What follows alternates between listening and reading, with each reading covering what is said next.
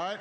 When times are tough, you tighten your belts. You don't go buying a boat when you can barely pay your mortgage. You don't blow a bunch of cash on Vegas when you're trying to save for college. You prioritize. You make tough choices. It's time your government did the same. Now, that's why I continue to insist on making investments for job growth this year, why I continue to insist that we put more money into education. That's why I say we put more money into science and technology for innovation. That's why I continue to believe that we've got to invest in our infrastructure so that we are building the kind of America that can compete in the 21st century. Those are smart investments. That's like buying the new boiler. If it's busted, you got to get a new boiler. If the roof's leaking, you got to fix the roof. There's some things you got to do. But you can put off buying the new curtains, even if it'd be nice to have. You know, that remodeling the bathroom, I mean, everything's working. Don't need it right now. I mean, what we've been having are folks who want to buy the curtains but don't want to fix the boiler. And our priorities have to change. That's why I've proposed cutting more than 120 government programs, consolidating ones that are duplicative, reducing ones that are wasteful, eliminating those that just don't work.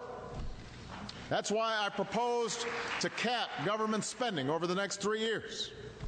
Spending related to Medicare, Medicaid, Social Security, and our national security will not be affected. But all other discretionary government programs will. That doesn't mean we have to do less. It just means we've got to do more with the money we've got. And that's why I'm grateful that both the House and the Senate have now voted to reinstate what's called the pay-go rule. It's a very novel concept. It means pay as you go.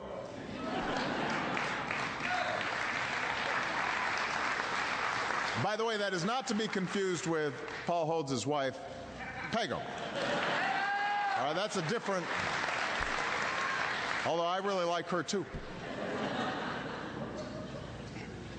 So the pay-go rule helped create those record surpluses back in the 1990s. You remember that? That was way back when.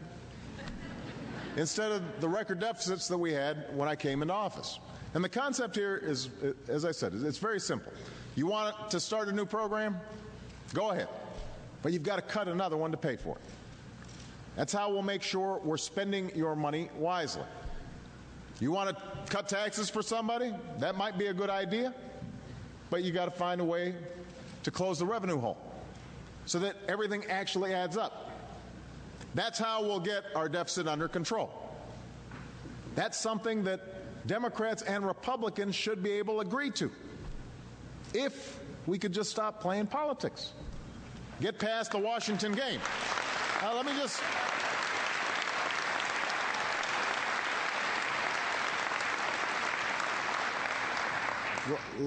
just give you an example here, because we released the budget right away. The other side says, "Oh, look at all these trillions of dollars debt."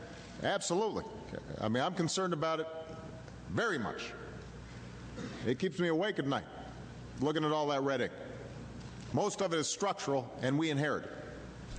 The only way that we are going to fix it is if both parties come together and start making some tough decisions about our long-term priorities. But last week, the Senate blocked a law that I had supported to create a bipartisan fiscal commission that would come up with a set of recommendations for cutting our deficits in the long term. This is a difficult thing. It's only going to be solved if we do it together. This law failed by 7 votes.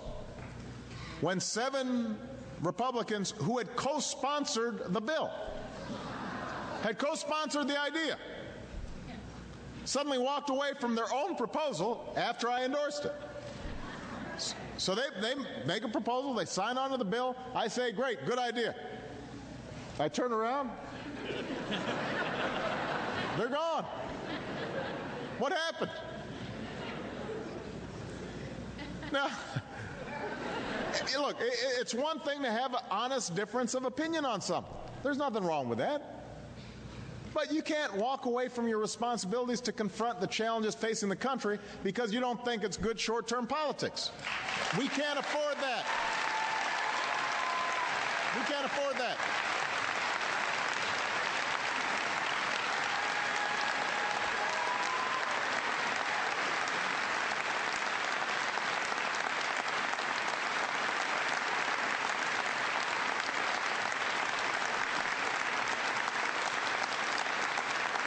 Now, the message you all sent when you elected me, the message that was sent this past month, is whether you're Democrat, Republican, Independent, you're out of patience.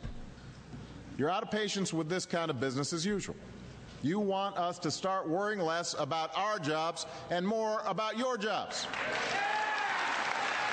You want us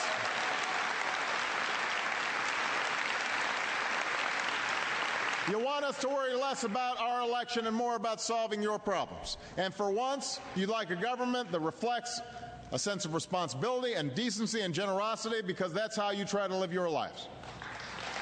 That's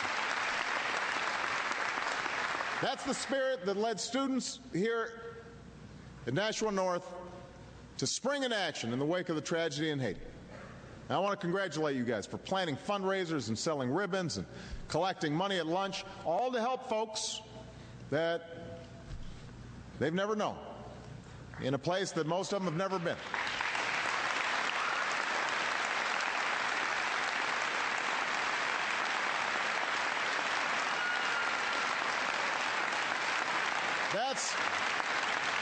We're proud of you for that. That's good work.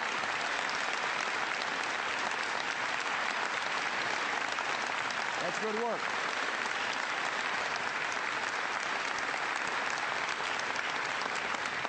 It's that same spirit that drives small business owners, like Tim and like Kedar Gupta, the CEO of ARC Energy. I told you about him.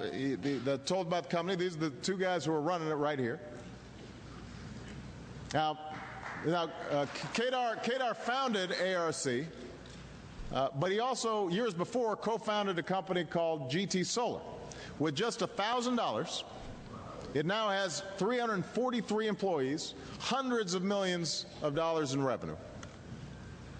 And as he was growing that company, nursing it from $1,000, he made sure his employees shared in the company's profits. When the company hit hard times, he cut his own salary first.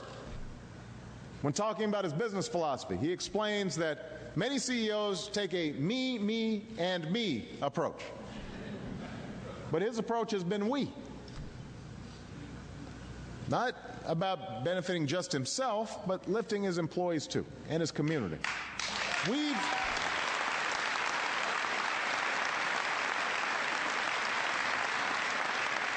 We need that kind of spirit. We've come through a tough year and a tough decade.